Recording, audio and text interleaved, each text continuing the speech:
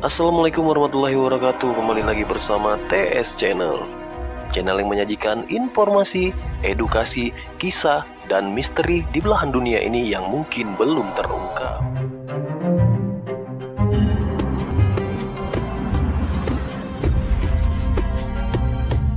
Maka ini sudah akhir zaman, teman-teman. Nanti kalau muncul Al-Ghaus itu, pastikan dia Al-Mahdi. Antum baiat sama dia. Leburkan semua torikot-torikot kita. Namun torikotnya apa? Torikot Mu'tabarah 4040. Leburkan semua, baiat kepada beliau. Itu. Kapan itu? Gak lama lagi. Sebenarnya kita dikasih tahu sih. Cuma rahasia itu gak boleh dibuka-buka. Ya.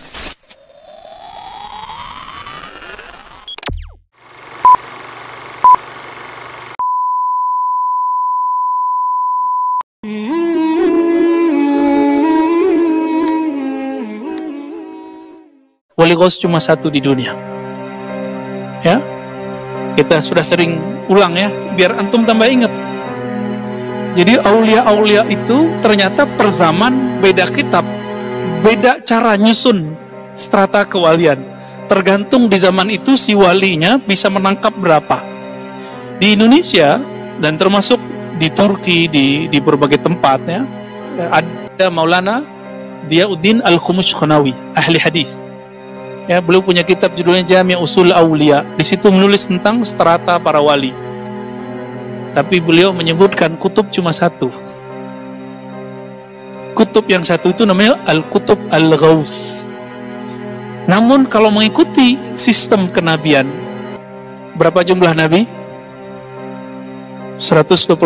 Maka wali Allah ada 124.000 setiap masa. Berapa jumlah rasul? Yang masyhur 313. Lalu yang disebutkan di Quran 25. Maka jumlah Ghaus itu cuma 25. Jadi dari dulu sampai sekarang dihitung dari zaman Sayyidina Al-Husain sampai sekarang, dan penutupnya 25. Kalau dihitung-hitung Ghausnya sudah 24. Berarti tinggal satu dong. Maka ini sudah akhir zaman, teman-teman. Nanti kalau muncul Al-Ghaus itu, pastikan dia Al-Mahdi. Antum baiat sama dia. Leburkan semua torikot-torikot kita. Namun torikotnya apa? Torikot Mu'tabarah 4040. Leburkan semua, baiat kepada beliau. Itu. Kapan itu? Gak lama lagi. Cuma gak lamanya saya gak tahu. Gitu. Itu ilmu Allah Subhanahu wa ta'ala. Sebenarnya kita dikasih tahu sih. Cuma rahasia itu nggak boleh dibuka-buka. Ya, kapannya, di mananya, wallahu a'lam lah nanti. Takut-takut kita salah kan? Takut-takut yang kita pandang itu salah. Wallahu a'lam bishawab. Dan itu bukan saya loh ya. Ini bukan muka Habib nih. Dia pasti Habib. Tapi tidak semua Habib, teman-teman. Ya, tidak semua Habib.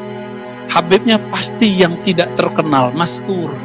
Kebanyakan Ghaus itu mastur, tidak terkenal. Ini rumus nih ya. Ghaus itu kebanyakan ya mastur. Siap, beliaulah yang punya ilmu ini yang tadi kita sebut. Jadi cukup ketemu beliau, tasdik sama beliau, antum sudah naik ke alam malakut sudah. Terus naik sampai Baitul Ma'mur. Malaikat Jibril sampai di mana?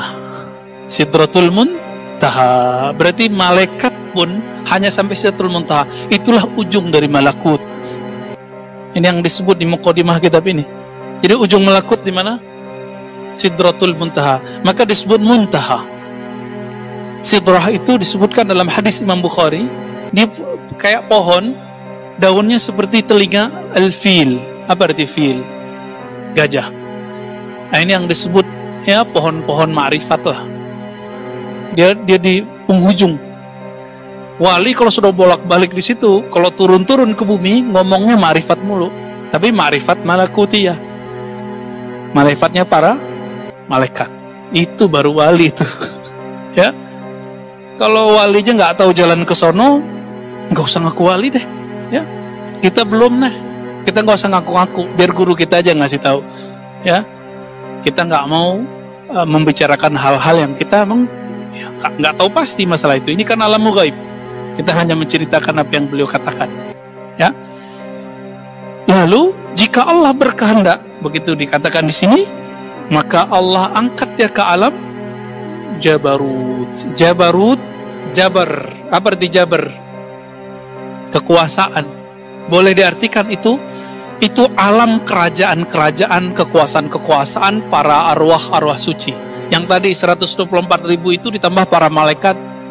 124 itu ada nabi, ada wali, lalu tambah dengan malaikat-malaikat tinggi. Jadi malaikat itu ada yang tinggi, ada yang biasa. Nah, cuma kalau mengikuti jalur Sidratul Muntaha, seharusnya tidak ada malaikat di situ.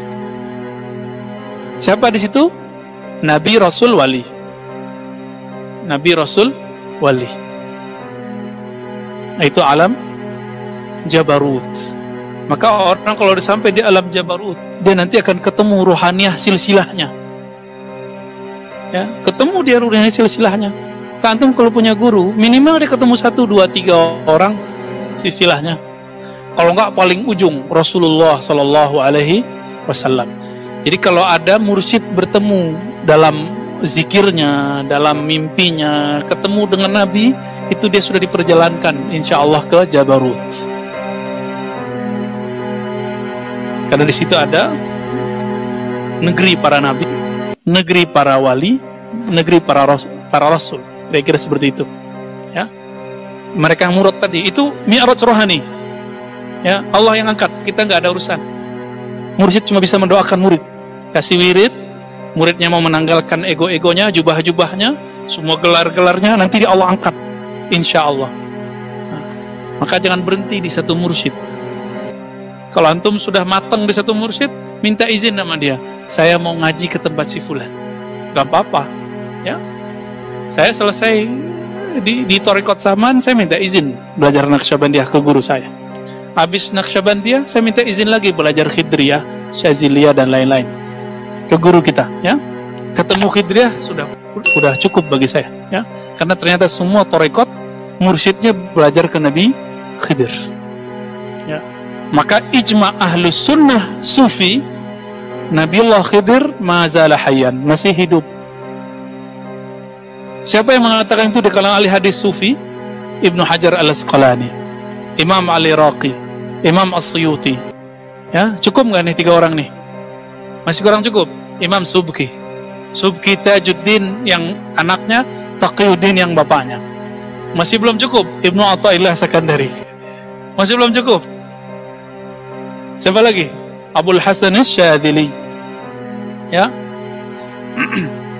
Bahkan di kalangan fuqaha ada Al-Imam Ibnu Hajar Al-Haytami.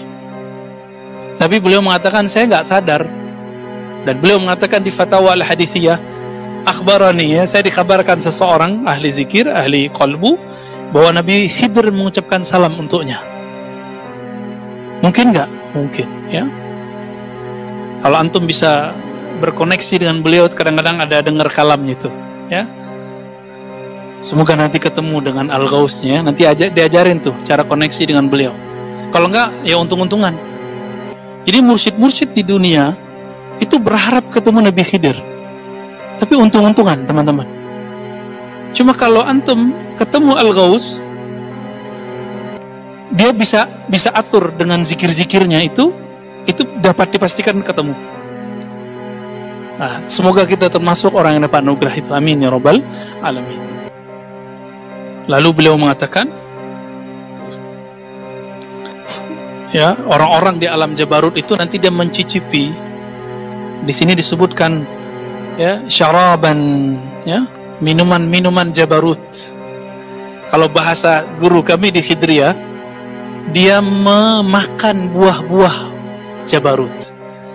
Makanya coba lihat, kenapa ada mursyid Abul Hasan Syadzili nurunin wirid hizib apa tadi yang kita baca pada asar, hizib bahar, ya, ada Al-Haddad, ada Al-Attas, siapa lagi, ada Syekh Abdul Qadir Jilani, Itu mereka nurunin wirid karena mereka mencicipi pohon-pohon dedaunan yang ada di alam Jabarut. Sesuai dengan teks ini.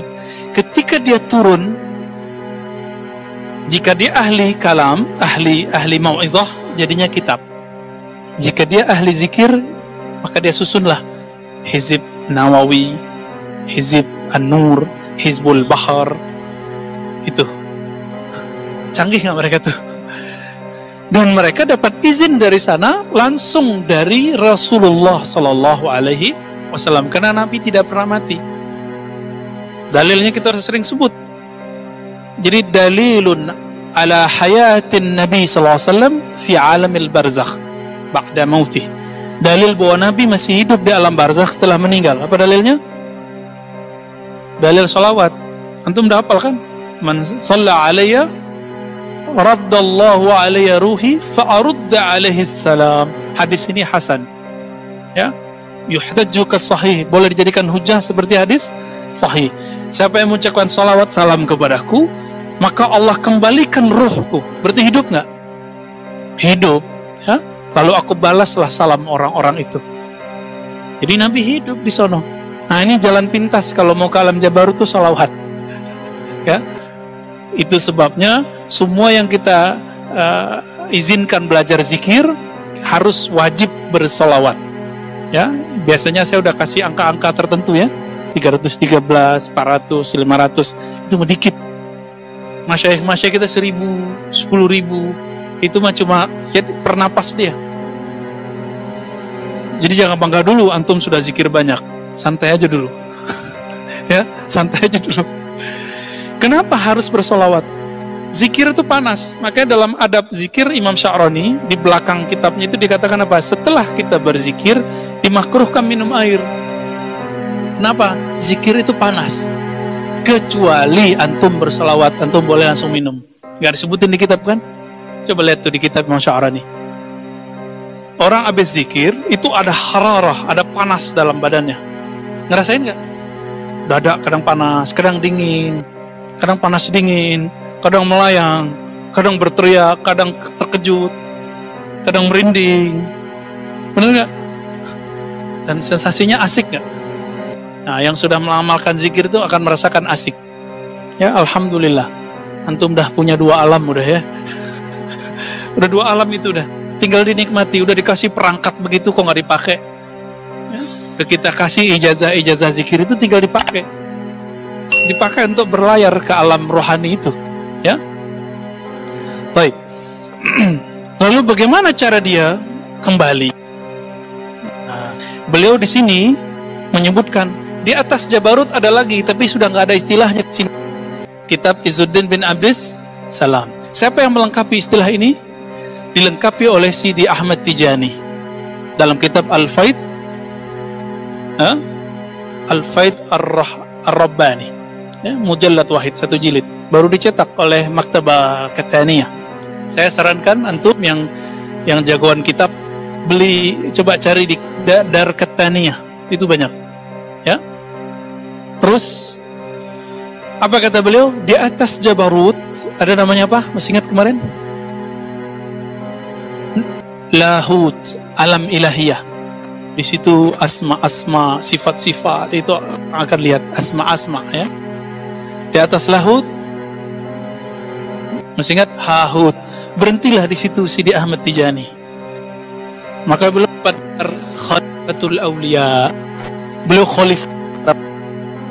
Sidi Abdul Qadir Jilani gelarnya apa? Sultanul Aulia, masih tinggi. Sidi Abdul Qadir masih lebih tinggi. Jadi Mama Sidi Abdul Qadir ya. Termasuk Syekh Muhammad Bahawi, anak Syabandi termasuk ya. Abdul Hasan Sajili aja minta izin dulu ketika beliau membuat thariqat baru, itu minta izin ke Sidi Abdul Qadir secara rohani. Walaupun kemudian setiap murid thariqat menganggap gurunya paling tinggi, emang harus begitu. Kalau antum nggak usul, murid kalau nggak percaya sama gurunya bisa sampai nggak? Nggak. Sama kita mau belajar Quran, tapi kita nggak yakin guru kita bisa, ya nggak nyampe-nyampe. Jadi kalau udah ngaji, yakin gurunya ini wasil, gurunya usul, ditandain dia dapat ijazah dari gurunya, ditandain antum ketika ditalkin zikir ada rasa nikmat dalam kolbunya. Kalau belum, jangan salahkan gurunya, salahkan kolbunya belum bertawajuh kepada Allah Subhanahu wa ta'ala. Orang rumusnya jelas kok. Ala bidzikrillah tatmainnul qulub. Zikir pasti tenang. Iza dzukirallah wajilat qulubuhum. Disebut nama Allah kalbu bergetar. Antum gak getar, apa masalahnya? Berarti kurang yakin. Karena kurang yakin gak tembus getaran itu ke kalbu. Jadi jangan main sembarangan aja kita ya. Wah, ini makom gurunya gak nyampe. Dianya yang gak nyampe, gurunya dibilang gak nyampe. Ini bukan masalah umur. Saya punya guru, dia jadi mursyid umur 19 tahun. Sekarang umurnya udah 70 tahun. Nanti bisa bayangkan udah berapa lama dia pakai zikir itu. Setiap malam dia nggak mau tidur kecuali minimal 5.000 dia khatam, minimal. Belum nanti sebelum subuh dia khatamkan lataif.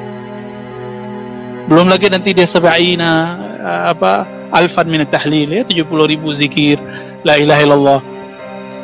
Kalau duduk begini dia udah ngelihat antum itu udah gak semua tuh isi kolbunya pun dia.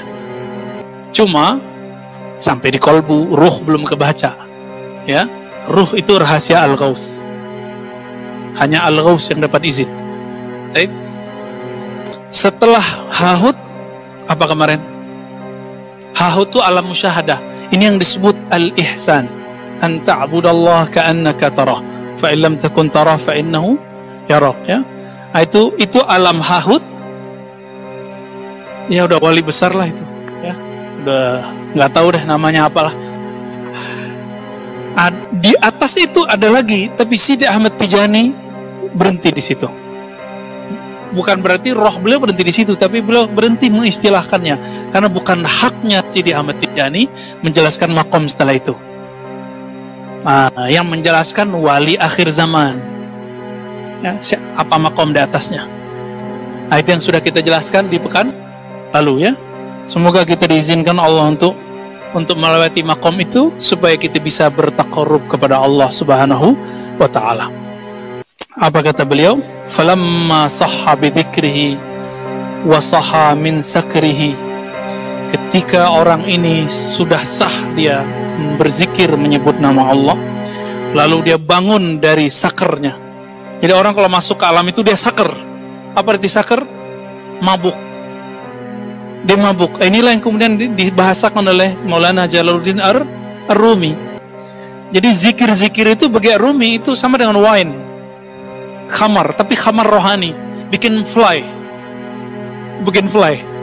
Orang-orang kalau nggak paham istilah beliau dikira Jalaluddin Ar-Rumi menghalalkan khamar.